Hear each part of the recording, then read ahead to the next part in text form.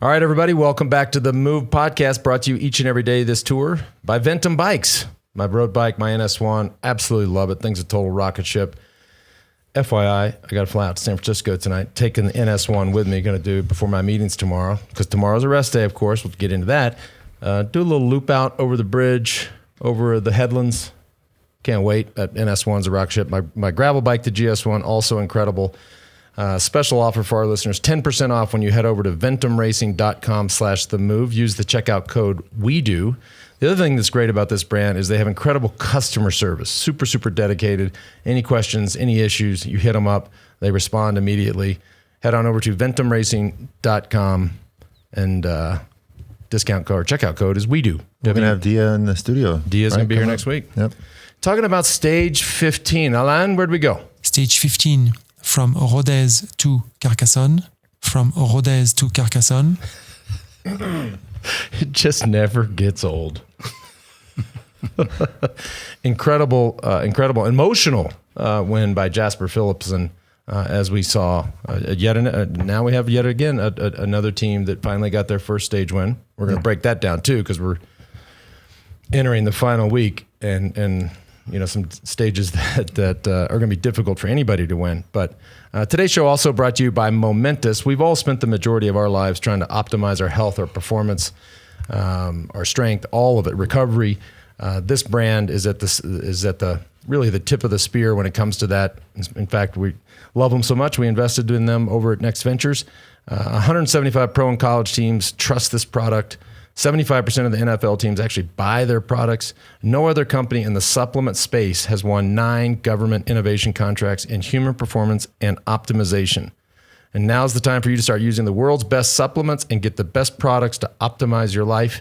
For being our podcast listener, Momentous is giving you 25% off your order using the code WEDO25, WEDO25. Just head on over to livemomentous.com/themove. Today also brought to you by Roka. Love this brand. I think they're making the best eyewear out there, not just on the sunglass side, the prescription side. I've managed to get over the trauma of losing. I'm not even going to talk about that anymore. It's not a talking point for me anymore. Once you get to the point of losing so many, you find them. It's like an Easter egg hunt. When you get to that point in life, when you start, you're just better off. If you need readers, just have them bedside, have them in the bathroom, have a few in the car, a couple in the backpack, a couple 2-3 at the office. Yep. You know what I'm saying? Absolutely. The optics are the best on both sides. Lightweight, no slip, all that good stuff. Right in and custom hand built down there in our hometown of Austin, Texas, JB. The Move listeners get 20% off. Just go to Roka, that's ROKA.com. That's Roka, ROKA.com, 20% off. And the code is The Move. All right. Well, this was a tricky day. We talked about it yesterday. It was almost 8,000 feet of climbing. It was incredibly hot. I think obviously incredible win by Jasper Philipsen. But to me, the main headline, the main takeaway is just the hellacious, terrible, diabolical day that Jumbo-Visma had. This was to lose 2 riders. Yep. Primož Roglič does not take the start. The official line from the team was to recover from his injuries. And maybe go for that Vuelta again. AKA prepare for the Vuelta, Right. which is also, mind you, a chapter out of Who Cares. And number 2, to lose Stefan Kruijswijk with a dislocated shoulder and have the yellow jersey, Vingegaard, hit the ground. Well, I mean, I feel like we need to dive into a bit deeper with Roglič leaving. I mean, obviously, that must have been a really tough decision for the team to let him leave, because even though he was injured, he's still there in the finale helping out Vingegaard, and he's a huge part of that team. They need him. I mean, at some point, unless he's doing serious damage, I'd almost make him stay in because they need him. Absolutely make him stay. This is a much bigger objective for the year. Yeah, for the team, for everybody. And psychologically, if you are Tadej Pogačar and your team has been weakened, and you're sitting here thinking, that team versus team, man, we are on our heels. We cannot compete with this team. You now think psychologically, he doesn't even start. Kruijswijk is out with the shoulder crash, or the crash and the dislocated shoulder. like psychologically, it starts to shift back their way. In my opinion, there's no excuse unless there is no love lost between the two of them, Vingegaard and Roglic, that you as a professional cyclist getting paid a ton of money leave the Tour de France when your team leader is in the yellow jersey. I mean, I get last year he was injured, he was hurt, he could have kept going, but for what? Jonas is in second, they're not controlling the race. It's a completely different scenario. Now, 2 weeks into the Tour de France with the Pyrenees coming up, you're one of the best climbers in the world, and you go home? I don't know. I do not like this decision one bit. Well, the man is opinionated today. I mean, how pissed, you're not going to get any disagreement out of me. How pissed would have you been if like Roberto Heras or one of our top climbing lieutenants says, you know what, my shoulder hurts a little bit. You're still pedaling the bike. You're staying in the race. Right. You're absolutely staying in the race. But the rider at the end of the day is the one who says, even if the team says, no, you have to stay in the race. Here's the consequences if you don't. But speaking of pedaling the bike, the rider is the one who has to say, okay, I'm going to put the numbers on and pedal the bike today. If he says no, I mean, it's a bad look. It's a bad look. And I think it'd be tough to reconcile. I don't know. I could be totally off, but I would say it'd be tough to reconcile that. Yeah, I think your question is... Did you guys ever have this experience? No. If not, I'll ask Johan later today. I did. Yeah, I did. Where you've just said you're staying. Not in the Tour de France. It was like 2006 Tour of Holland, Benny Lux Tour. I'm leading, and Johan, who was our Belgian teammate, got second in Tour of Flanders. You know who it is. Anyway, the same year, he got second in Tour of Flanders, which is another backstory. But the day before the end of the last stage, Leif Hoiste. He goes, you know what? I'm going home. My neck is hurting. I go, what the fuck? You know what? Right. Like, last stage is basically a mini Liège. And home he goes, you know what? I'm going to go home. My neck hurts. Everything hurts in cycling. I slept on. I had a bad pillow last night. I was fuming. Little twinge in the neck. And he was riding really good. I mean, you know what? I didn't realize we pedal the bike with our neck. Like, fucking suck it up. Let's go. Now, here's personal experience. I thought it was bullshit then. Understand. And this one kind of hurts me. You are very animated and opinionated and hot today. I love it. And hasn't talked to him since. Nope. Feel the desire to talk. And you know what? I got second. I lost by a second. You know what? That's not cool. You and your neck are dead to me. But here's a question, G.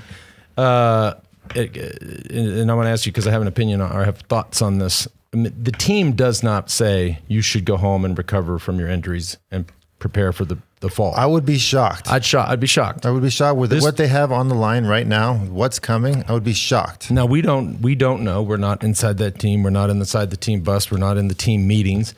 I would also be shocked. I think this was an individual decision, which is a serious party foul. Not only that, but it's the rest day tomorrow. So I mean, he got through this super hard week in the Pyrenees or in the Alps. Stay to a Tomorrow's a rest day. I mean, just recover and be a rock star teammate. Yes, and it just signals. It signals so many things that are not right. And you know what? We are the massivest Wout van Aert fans, but he's going in the breakaways at the start today.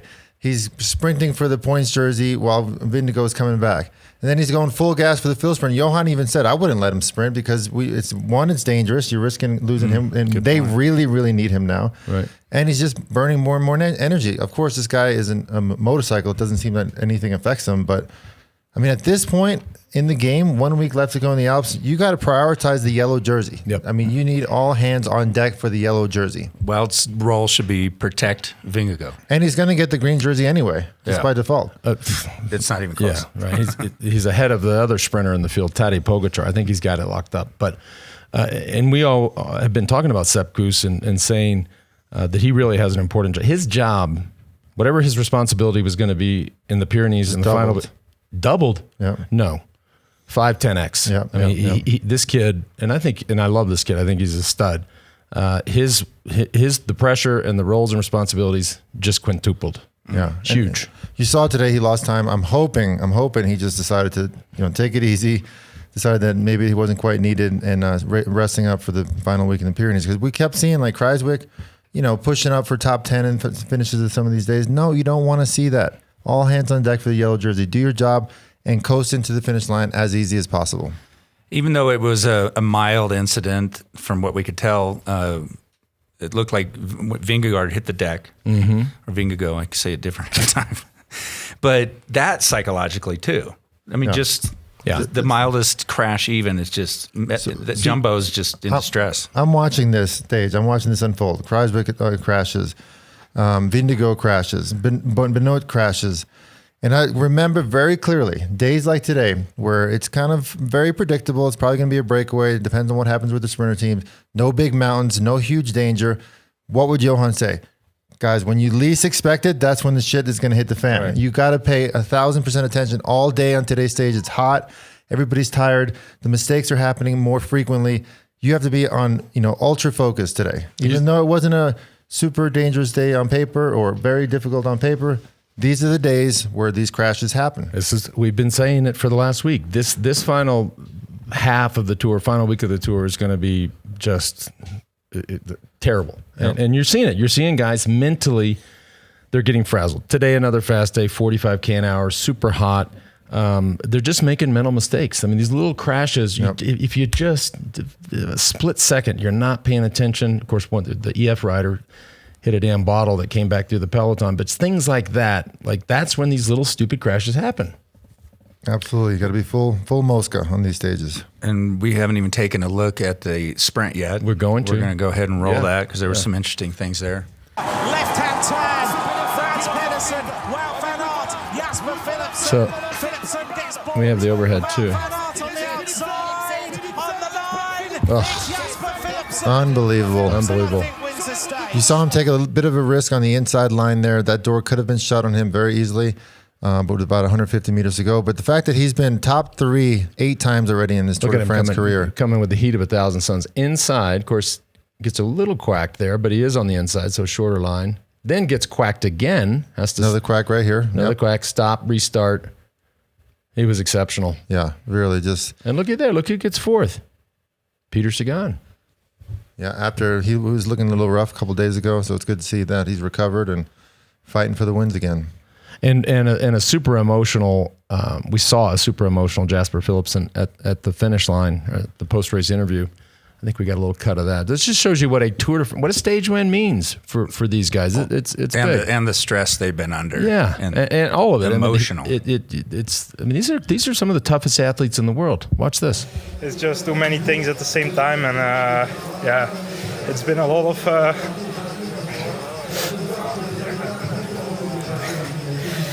I'm not gonna cry on the television. It's okay, bro. It's okay. You just want to stage in the Tour de France. Just want to stage in Tour de France. All those days when he comes home from training, completely exhausted, spending time away from the family. Cycling is a tough sport. It's actually very brutal. And these guys, this looks very glamorous. I can assure you, it's very far from glamorous. Mm-hmm. Getting to the Tour de France, the amount of work, suffering, diet, everything that goes into that stage win, you can see it just hit him right there. And all the build-up, too. This was a win for Alpecin. You guys go on and on about that, the pressure. When we get far into the Tour, they probably got a pre-race speech like, we need a win. Yeah, I mean, that team is amazing. They are amazing. They have a little bit of a, I mean, that's a wild card pick. I mean, they have a, look, it's a great team. I mean, for being, one of the lower ranked teams. Even, are they Division II? I think they're going World Tour next year. Yeah, so they got a little cover. They still have Van der Poel. They still have guys like Philipsen. So they would expect or want to get a stage win, but not like some of these teams. There's some of these teams that have a much bigger budget, much more pressure.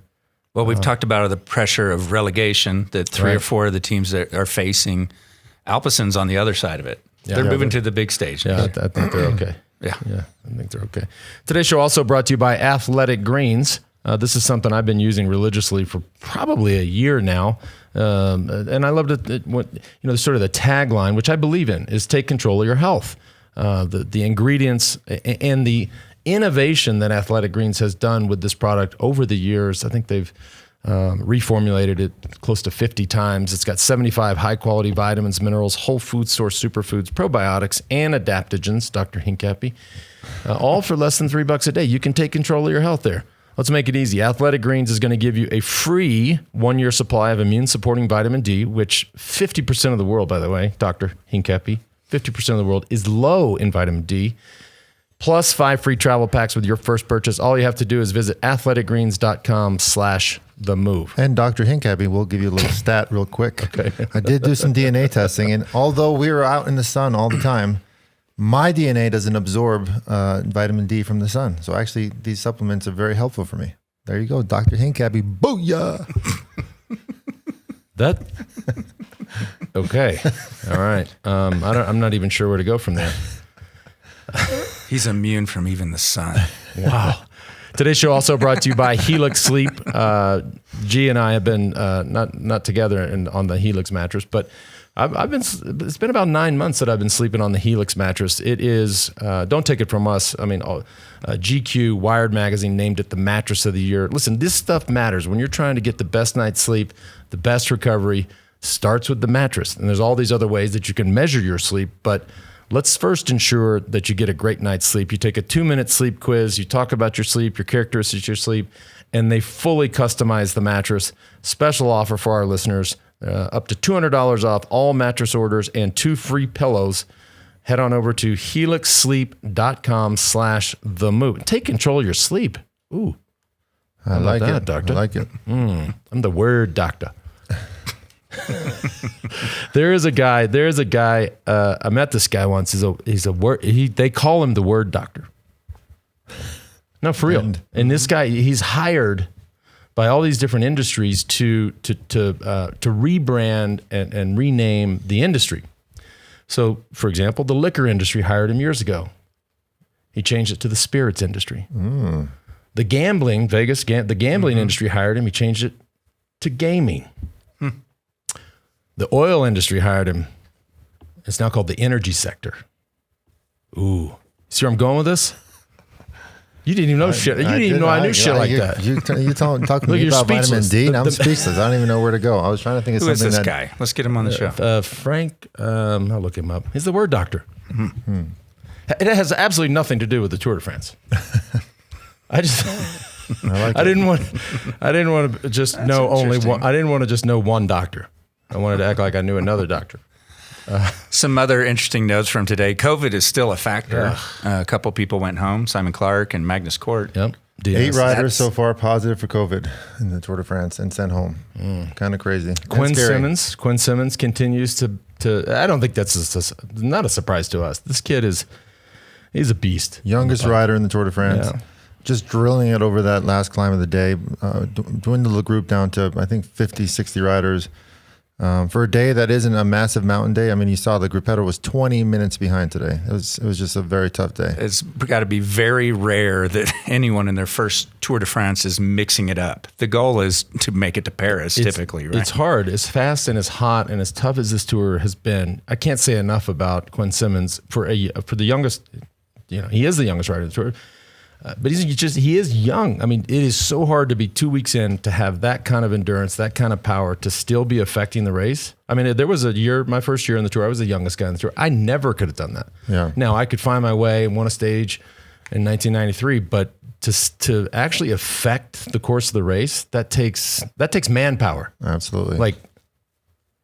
Not like young manpower. We're going to be seeing a lot of him in the coming years, that's for sure. He's got dad power. Yep.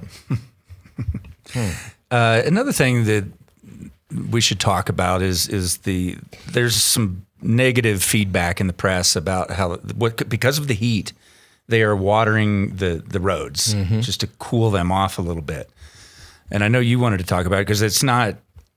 I mean, it's a very serious issue of the rider safety. Well, we're stuck. I mean, the France, the country is stuck. The local municipalities are stuck. You have massive wildfires throughout the Mediterranean. All right, you have a massive drought throughout the Mediterranean, but then you've got 150 guys riding down the road in 100 degrees. And we've talked a lot about these roads. These roads are old roads. They're not. These aren't roads that any of us are used to, and they're chip seal, and they fill them sticky. They fill them in with tar. When it's 100 degrees and it's baking in the sun, that tar melts, right? And if, for anybody that's followed our career, you remember Joseba Bolocchi's crash in 2003 on that descent. We actually have that clip just to remind those viewing. Well, you'll see. Wow, that's some great. It's a terrible crash. Just ended his career. So you will see what does when his tire grabs that melting tar. The rubber and tar do not slide over each other. It completely sticks and grabs it, and he high sides. So here we have the drought. We have the fires.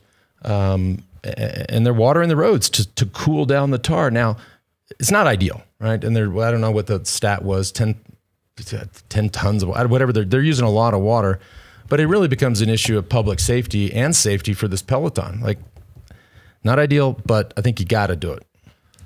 Yeah, I mean, these guys, they're not going to shorten the distance for them. It was 100 degrees today. We've all ridden in it. It's not any fun, but it's part of the game. What is it? They call it this weather protocol. Yeah. These guys are fucking gladiators. Okay, Well, I get it Just if it's stop snowing or something, but well, no, I hate cold weather, so I fully agree with the snow thing. But if it's hot, it's hot. It's July in France. It's the Tour de France. agreed. Yeah. And by the way, Christian Prudhomme and ASO are never going to do that. They're never going to take out these towns that have paid to have the tour come there.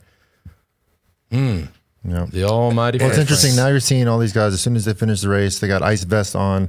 They're getting to the bus, showering as quick as possible. Some of the riders in the peloton have a new product called Cool Mitt, which is sold by the feed.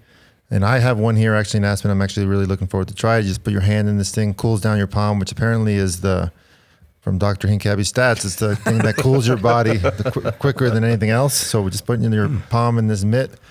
So it's just really interesting. There's a lot of really interesting new technologies out there to get the body temperature down quicker than before. Maybe that's why your wife went to bed at 9:00 last night. She walked in the bedroom. Studying all this stuff. George has got his hand in this cool thing. She's like, I'm out. I'm going to bed. We saw Pogacar putting ice in his socks. Like they're just dealing with it. It's part of the game. I know, George, you wanted to talk about Ineos having an advantage. Right now I feel like this is Ineos. The advantage goes to Ineos right now.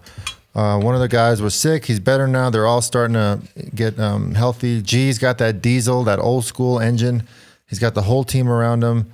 I mean, we don't know how Jonas is going to recover from this crash. Yes, he's got a rest day. But that might, in a sense, complicate his recovery a bit more because the whole schedule is totally off right now. So start on Tuesday morning, his legs might not feel the same. And, Pogacar is sitting there, licking his lips right now going, okay, I'm going to try to take advantage of them losing their top guys. I'm going to see what I can do. He's going to start attacking from the gun. And Ineos has got a full squad. So I think this, even though I hate seeing guys lose their top guys through crashes and, misfortune, but it's going to add to the drama and the excitement of this last week of the Tour de France, no doubt. We saw them up there working their butts off today, right up front, looking good. I think you're spot on. Yeah. I'm not going to disagree with that.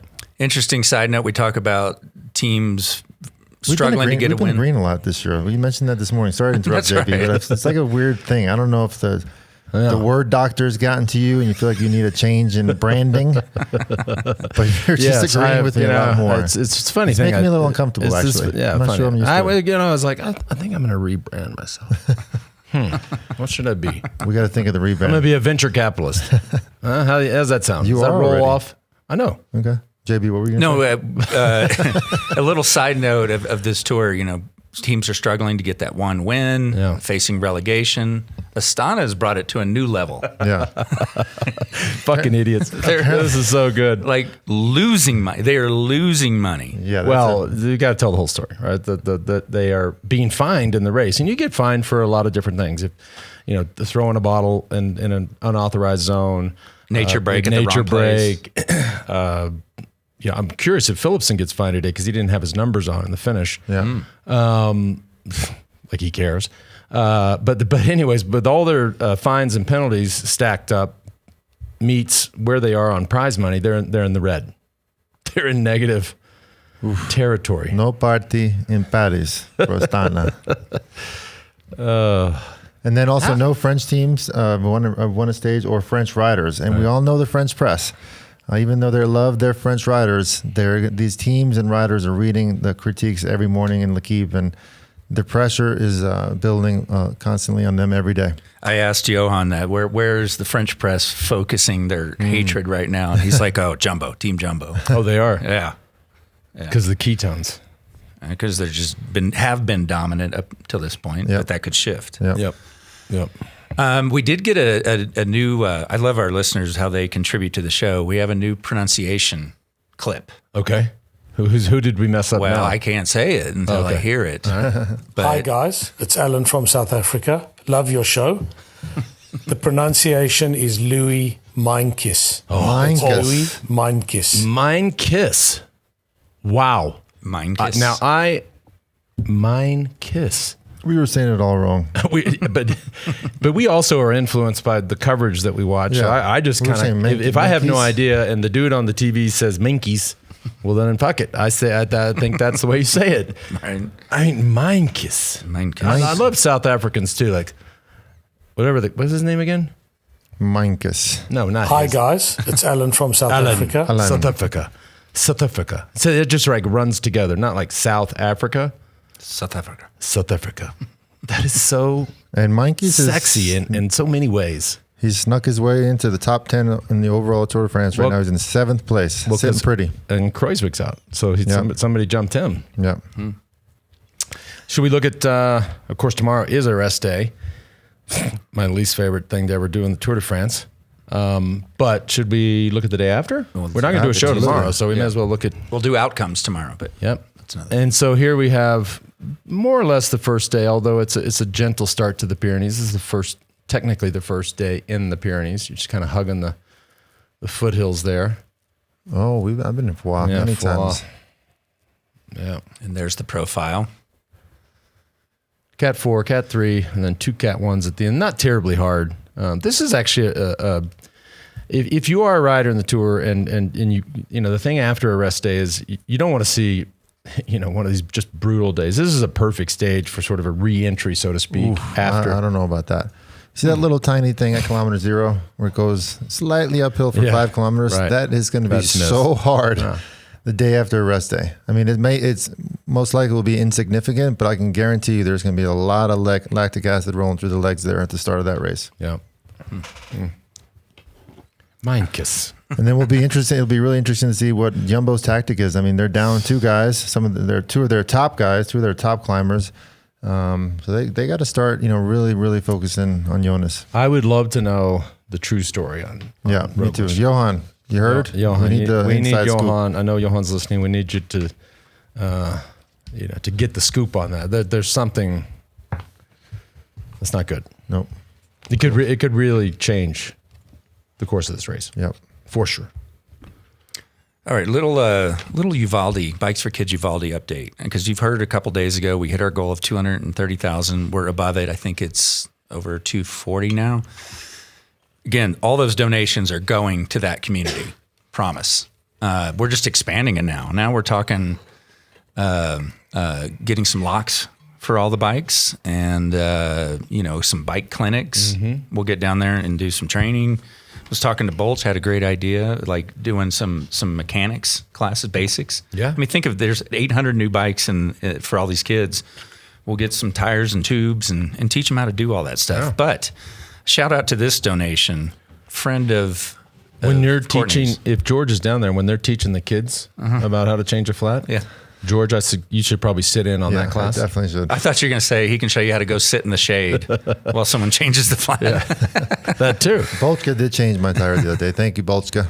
Andy Dutra, friend of Courtney's, offered a 5K match to his cycling club, Texas Irish Cycling, and their Texas Irish Foundation. So they are sending a check for $12K. Wow. To Bikes for Kids. Uvalde.